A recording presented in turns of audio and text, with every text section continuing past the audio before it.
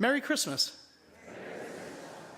Despite what the stores are telling us, 50% off, 75% off, we're still going 100% strong. Did everybody have a nice Christmas? Yeah, that's nice. That's good. That's really nice. You know, I obviously shook a lot of hands, smiled a lot. My sleep pattern was somewhat interrupted, partly because of that beautiful midnight mass. On Wednesday, I had a very large funeral here. And afterwards, Monsignor Hoy and I were having lunch with some very dear friends, so I had to drive to Plymouth. And after lunch, got back to our home, and this was about 3:30, and I said to Monsignor, I think I'm going to lay down for an hour.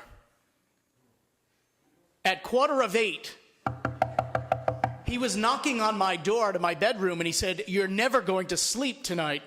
I said, "Oh yeah, you want to make a bed?" I went to bed at 10, and I slept until 9 the next morning. Today we celebrate the Holy Family. Jesus, Mary, and Joseph. Now, by a show of hands, who visited with family in the last few days? I figured that. And you know what I've come to realize about families? I have to be careful because I am being censored. This is on the World Wide Web, so. Families are great, aren't they? Yes. They really know exactly what to say to you. Oh, yeah. But you know, I've come to the realization, I don't know if this is wisdom or I'm simply delusional. The latter could actually be reality. But God, you can blame him for this.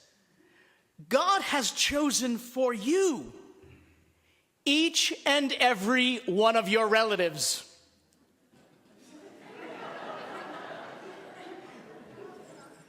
Who says God doesn't have a sense of humor? Now think about it. You get to pick your friends, right? You don't get to pick your family. And so today, we celebrate the Holy Family. We're not celebrating the feast of the perfect family. We're celebrating the feast of the Holy Family. Because our families, believe it or not, are supposed to bring us to greater holiness.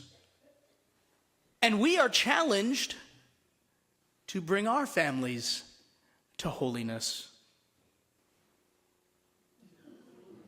Now, isn't that a nice Christmas gift I've just given you? Holy families, not perfect ones. Each and every one of us are called to bring each of our family members that much closer to God in our own ways. When we patiently sit with that person with whom we do not want to sit.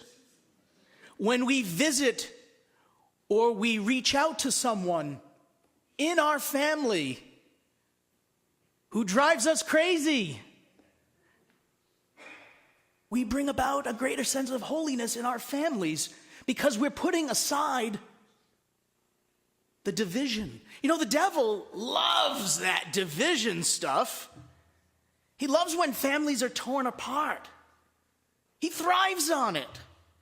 But it's our duty, it's our job as baptized men and women and children to bring about a greater sense of holiness, not perfection, in our families. And so having said that, I bid you all a very Merry Christmas.